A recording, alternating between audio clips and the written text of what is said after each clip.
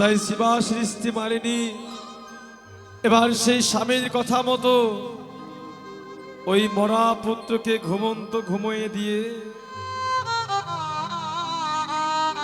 আজকে মরা পুত্রকে বুকে জড়িয়ে নিয়ে আজকে আঁচলটা যেন মুখের মধ্যে দিয়ে মালিনী কান্না করছে, যেন কান্নার ধ্বনি আর শোনা যাচ্ছে না।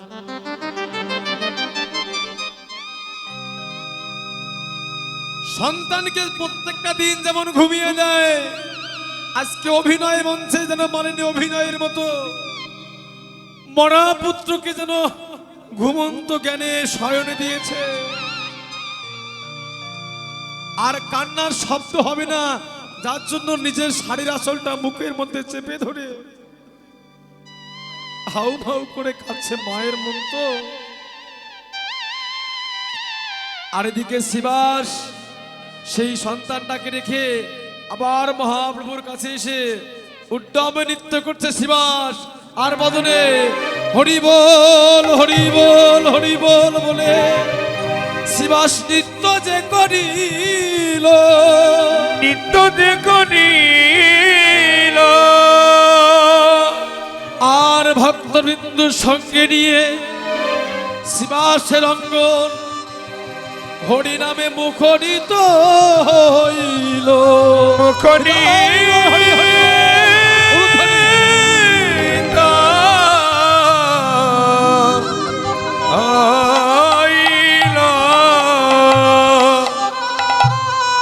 হরিবল হরিবল বলে শিবাস উত্তম নৃত্য করছে। হঠাৎ নৃত্য করতে করতে করতে ভগবান বলে, দাঁড়াও শিবাস দাঁড়াও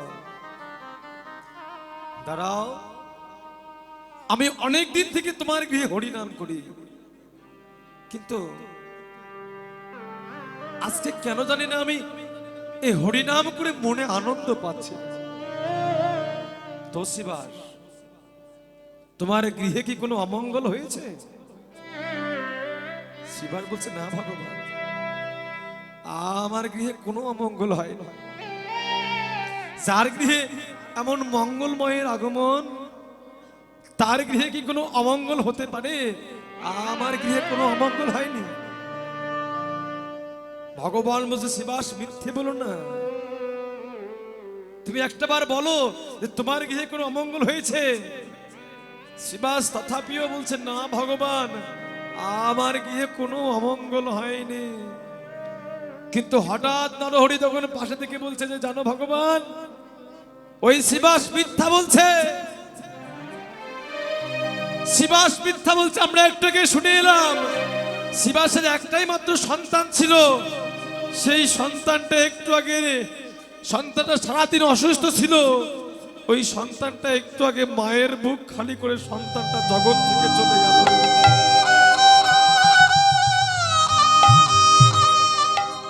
ওই সন্তানটা মায়ের বুক খালি করে চলে গেল।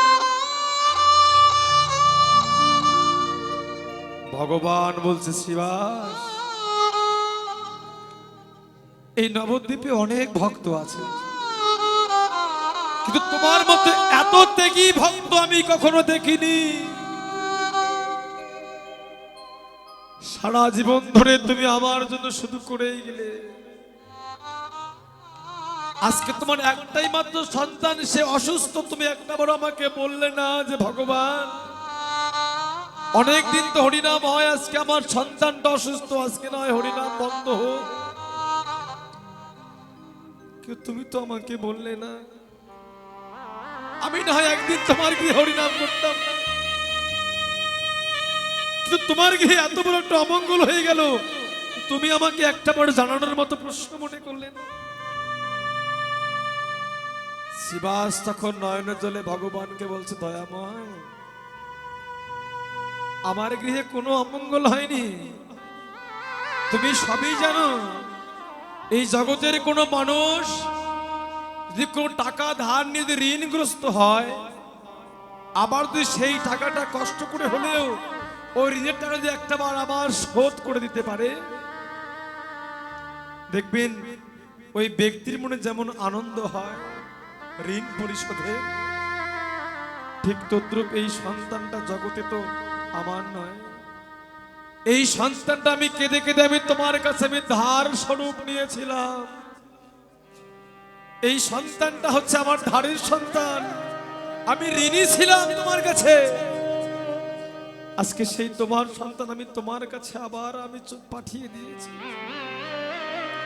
তোমার সন্তান তুমি নিয়ে গেছো, আমি তো ঋণ মুক্ত, তাই আমার তো কোনো দুঃখ নেই। ভগবান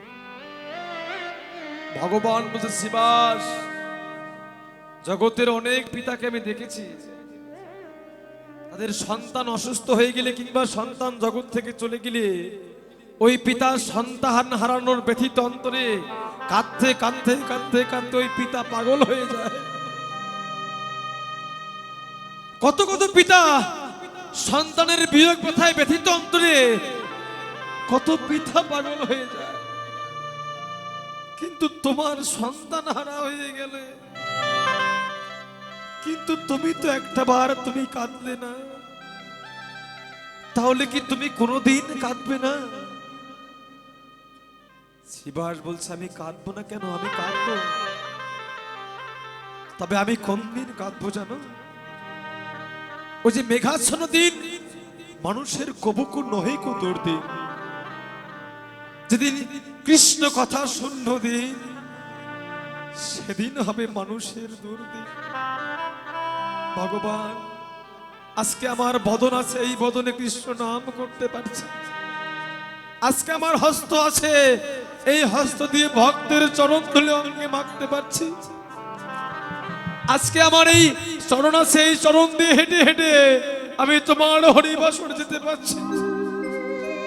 আজকে আমার কর্ণ আছে, এই কর্ণ দিয়ে শুনতে শুনতে তোমার লীলাগান শুনতে আমি তাপিত পড়ার শীতল করতে পারছি।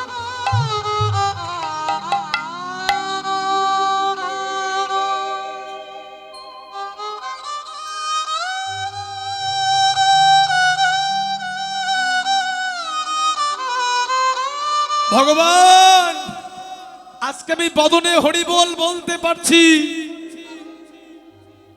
কিন্তু এমন একটা দিন আসবে যেদিন আমি মৃত্যু পথযাত্রী হব। আমরা এই জগতে কেউ চিরন্তন কালের জন্য কেউ থাকতে আসি। এই জগতে একটা বার যখন জন্ম হয়ে গেছে, এই জগৎ থেকে একদিন না একদিন আমাদের সবাইকে যেতে হবে।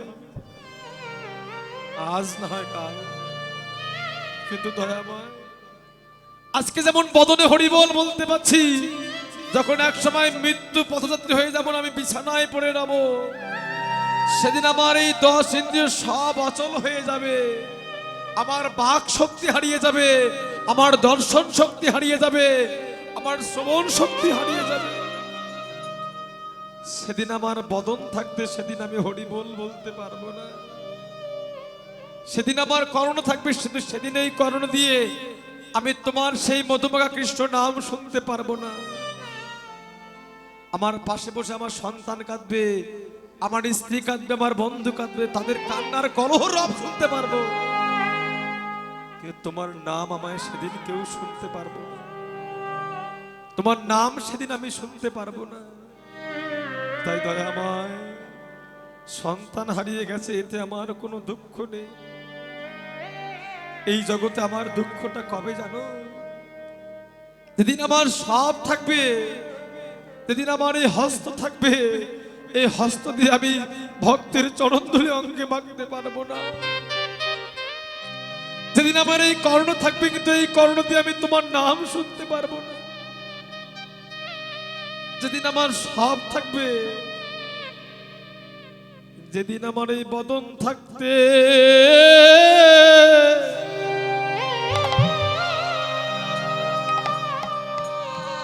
আমি কৃষ্ণ নাম গাইতে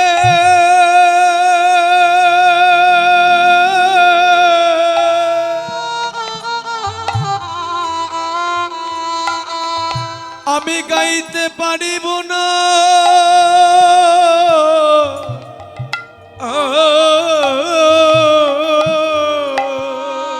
ওগো দয়াময়,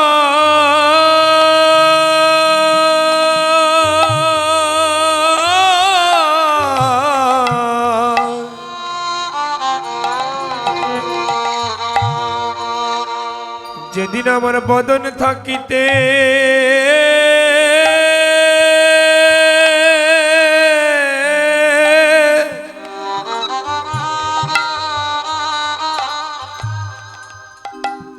আমি কৃষ্ণ নাম গাইতে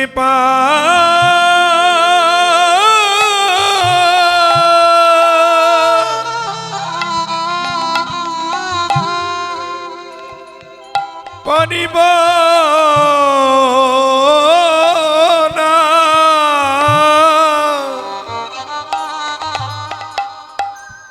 ওগো দয়াময়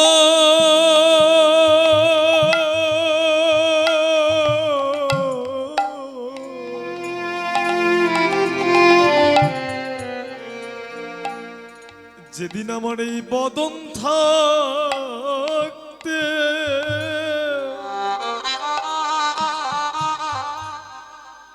এই কৃষ্ণ নাম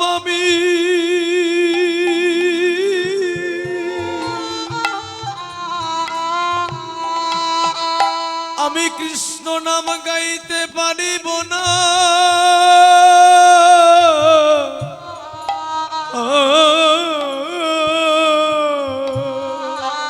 ওগো দয়াময়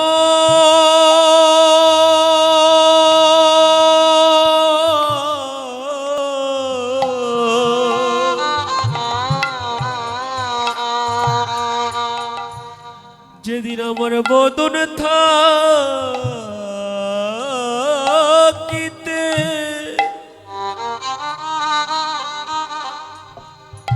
কৃষ্ণ নাম আমি গাইতে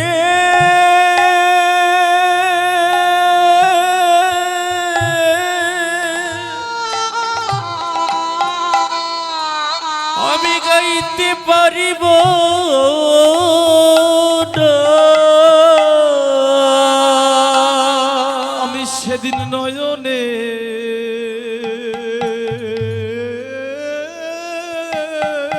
জলে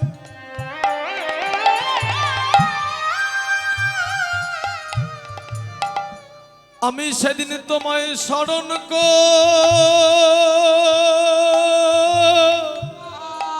করিব।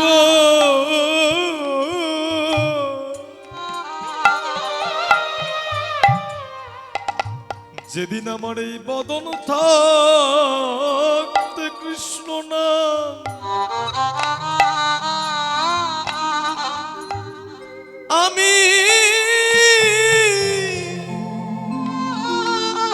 আমি গাইতে পারব না।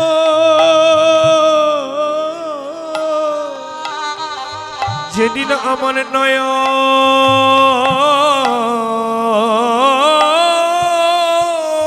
থাকিতে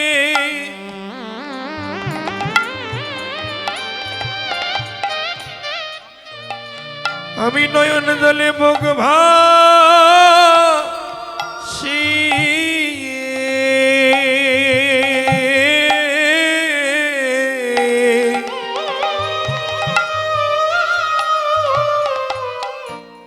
যেদিন আমার এই বদন থাকিতে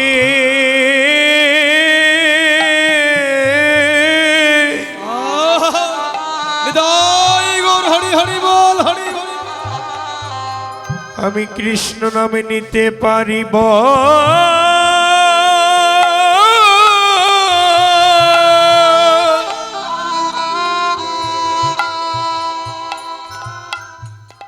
নিতে পারিব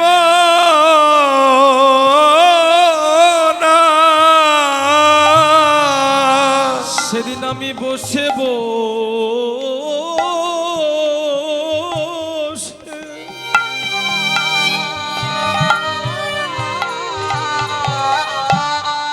আমি নয়ন জলে তোমায় স্মরণ করিব।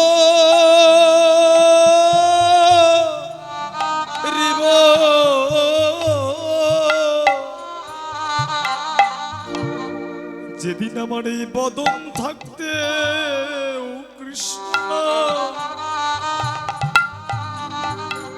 আমি নিতে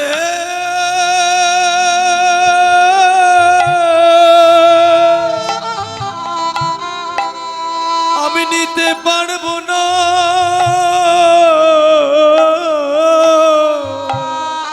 যেদিন আমার এই নয়ন জলে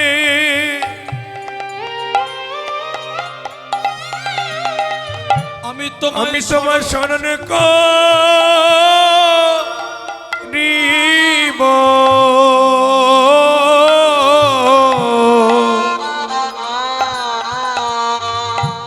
যেদিন আমার এই বদন থাকিতে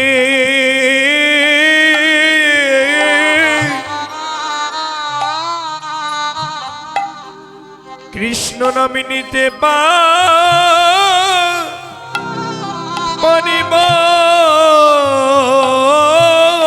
না,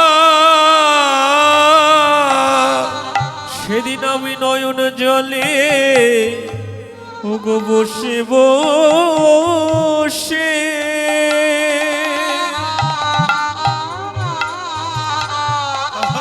তোমার নাম স্মরণ করিব।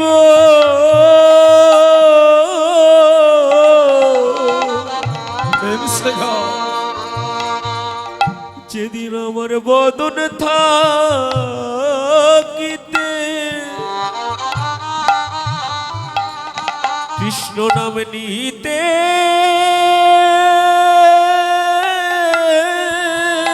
গৌর হরিব। কৃষ্ণ নাম নিতে পারব না।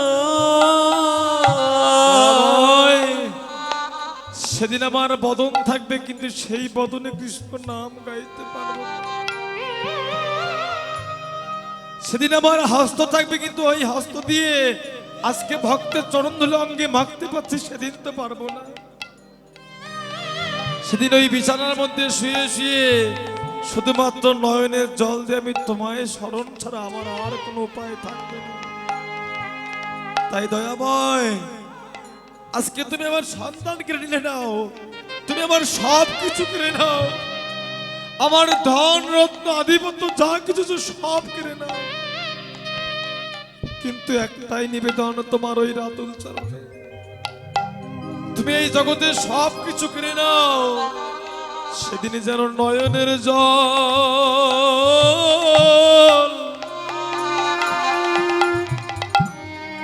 তুমি আমার কেড়ে নিও না। সেই দিন হরি হরি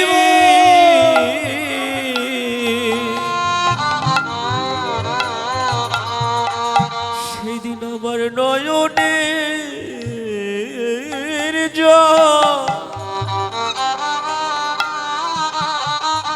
নয়নের জল কেড়ে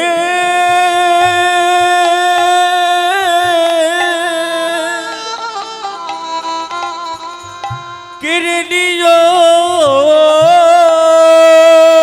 না।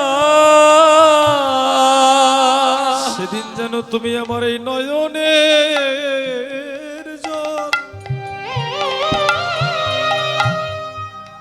আমার কেড়ে নি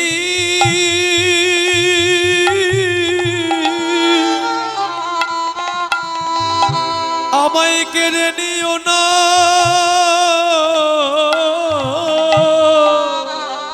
সেদিন যেন আমার নয়নের জল কেড়ে নিও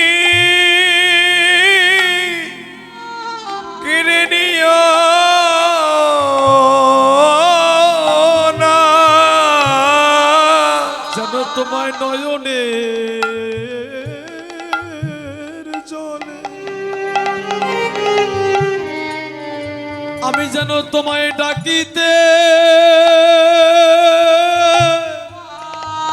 পারি।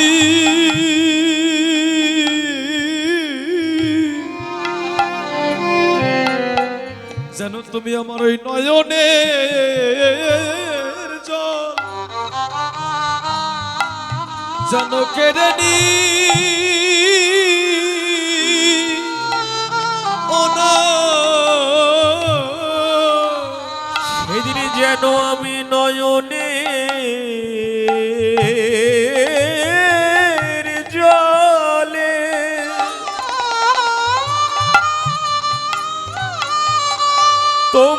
থাকিতে পারি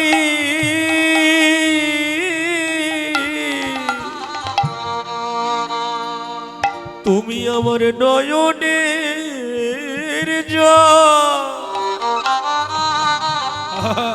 দয়াময় কে রে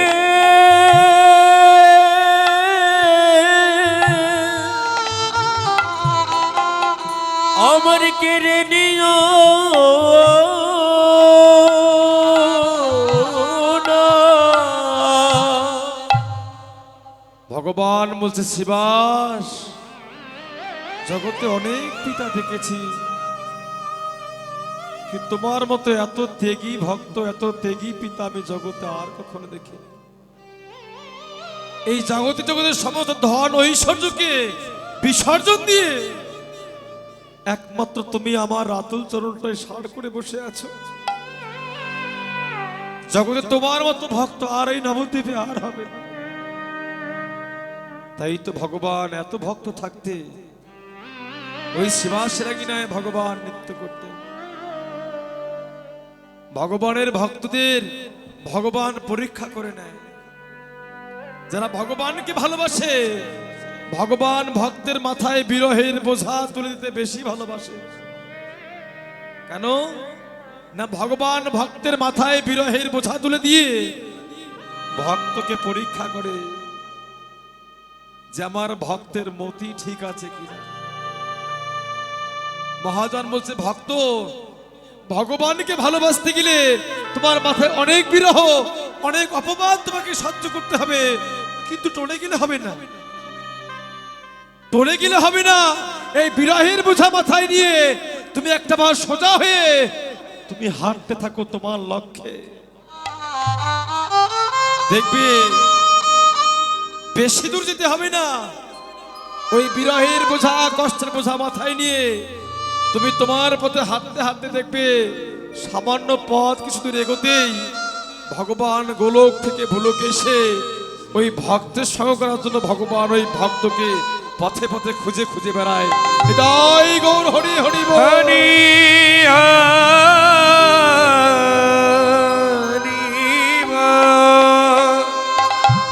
তাই সেই শিবাসের আঙিনায় ভগবান সেই ভক্তদের বদন এক এক করে দর্শন করছে।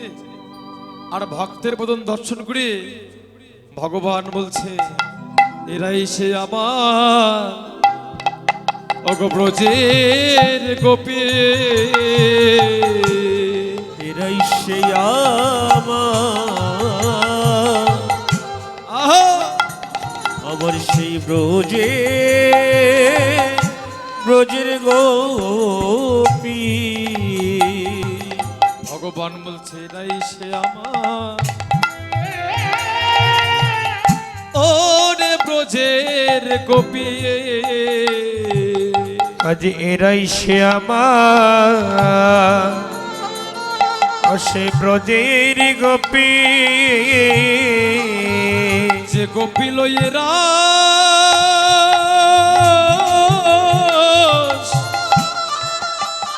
আমি রাস করেছিলাম,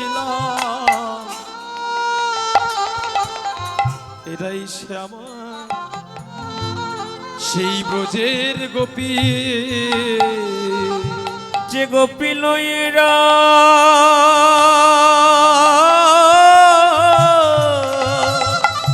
উলুধ্বনি তাই গো হরি হরি বল উলুধ্বনি। রস করেছিল ভগবান বলি আমার ব্রজের গোপী। ভগবান ভক্তদের বদন দর্শন করে ভগবান বলছে, এই যে এরাই তো আমার সেই ব্রজের গোপী। এই যে এরাই আমি যাদের নিয়ে সেই বৃন্দাবনে রাস করেছিলাম, এরাই তারা। অমায়েরা, এই যে আপনাদের বলি অনেকক্ষণ থেকে তো গল্প করছেন মনে হয় নাকি? যাই হোক করুন। মায়েরা, এই যে একটা কথা শুনে রাখুন, বাড়ি গিয়ে খুব কাজে লাগবে। সেটা হলো কি জানেন, যে এতদিন যে শ্বশুর, যে ভাসুর, বে স্বামী এতদিন হামকি ধমকি দিচ্ছে যে আমি পুরুষ পুরুষ পুরুষ। আসলে কি জানেন, সত্যি কথা বলতে এরা কিন্তু আসলে কেউ পুরুষ নয়। তার মানে এই কথা শুনে গিয়ে আবার বাড়িতে গিয়ে বলবেন না যে আমি কীর্তনের মুখে শুনে আসলাম যে তুমি নাকি পুরুষ নও, কাল থেকে আমি আর রান্না করব না। এই কথা আবার বলবেন না, বলবেন না তো? যদি না বলেন তাহলে বলি, আসলে এরা কিন্তু কেউ পুরুষ নয়, আমরা কেউ পুরুষ নই। তবে শ্রীমদ্ ভাগবতে বললেন যে 50 গুণে হয় মানুষ। এই যে আমরা হাতে পায়ে মানুষের মতো জন্মগ্রহণ করেছি, কিন্তু প্রকৃতার্থে মানুষ হতে গেলে তাকে 50টা গুণের অধিকারী হতে হয়, এবং 55 গুণে হয় দেবতা। মানুষের থেকে 5টা গুণ দেবতার বেশি। আর দেবতাদের মধ্যে সব থেকে শ্রেষ্ঠ দেবতা যে নারায়ণ, শঙ্খ পদ্ম চক্র গদা ধারী সে নারায়ণ, তার গুণ হচ্ছে 60টি গুণ। আর ভগবানের অনন্ত কোটি গুণ, তথাপিও শ্রীমদ্ ভাগবতে বললেন যে 64 গুণে হচ্ছে ভগবান। কিন্তু এর মধ্যে যদি কেউ নিজেকে পুরুষ বলে মনে করে, তাহলে পুরুষ হতে গেলে কমপক্ষে তাকে 3টি মৌলিক গুণের অধিকারী হতে হবে।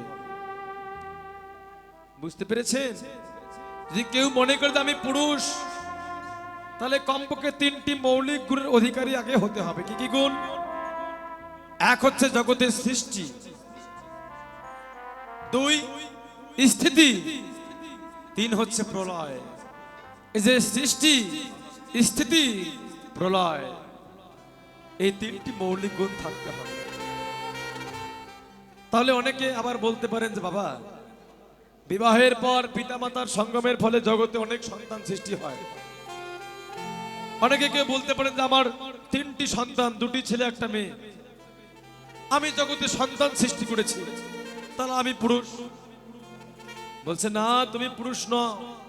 যদি এমনই হবে, তাহলে তুমি যদি সন্তান সৃষ্টি করতে পারো, তাহলে দেখা যায় অনেক সময় যে কত মা, নিঃসন্তান মা, শুধুমাত্র একটা সন্তান লাভের জন্য এরকম মন্দিরের দরজায় মাথা ঠুকতে ঠুকতে ঠুকতে ঠুকতে কপালে দাগ করে রেখেছে, তথাপিও সন্তান লাভ হয় না। হয়? তার মানে এই জগতে সৃষ্টি করার ক্ষমতা আমাদের কারো নেই। এবার আসুন স্থিতি। যারা আসরে বসেছেন, দাঁড়িয়ে আছেন, যে যেখানে আছেন, কীর্তন শেষ হলে অবশ্যই বাড়ি যাবেন। কিন্তু কেউ একজন বলুন তো গ্যারান্টি দিয়ে যে আমি কীর্তনটাকে শ্রবণ করে আমি বাড়ি যেতেই পারবো? আছেন কেউ গ্যারান্টি দিয়ে বলতে পারবেন? সামান্য এটার গ্যারান্টি হয় না। তার মানে এ থেকে প্রমাণ হয় আমাদের স্থিতি নেই। ভগবান শ্রীকৃষ্ণ সারা জীবন ধরে তিনি ছিলেন নবকৈশোর, তিনি কখনো বৃদ্ধ হয়নি। কিন্তু আমরা জন্মেছি শিশুকাল থেকে, এখন যৌবন, যৌবন থেকে আবার বৃদ্ধ হয়ে এই জগৎ থেকে যেতে হবে। কই আমাদের তো স্থিতি নেই। কই ওই যে 16 বছর বা 18 বছর বয়সের সে যুবক, কই আমরা তো হতে পারি না। তাহলে আমাদের স্থিতি আমাদের হাতে নেই। আর প্রলয় যে মানুষ ধ্বংস করতে পারে, সৃষ্টি করতে পারে না, সেবা ধ্বংস করে কি করবে? মানুষের দ্বারাই সেই প্রকৃতিতে পূর্ণরূপে ধ্বংস মানুষ করতে পারে না। তাই সৃষ্টি, স্থিতি, প্রলয় মানুষের হাতে নেই বলে আমরা কেউ পুরুষ নই। আমরা সবাই সেই পরম পুরুষ ভগবানের সেই প্রকৃতি, আমরা সবাই প্রকৃতি। তার মানে এই যে নবদ্বীপে যারা ছিল, এরা সবাই কিন্তু পুরুষ দেহধারী আমরা মনে করি, কিন্তু না, এরাই বৃন্দাবনে যে 64 মন্দির সখীগণ, এরাই সেই কলিযুগে হলো 64 মহান্ত। এরাই তারা যারা বৃন্দাবনে ছিল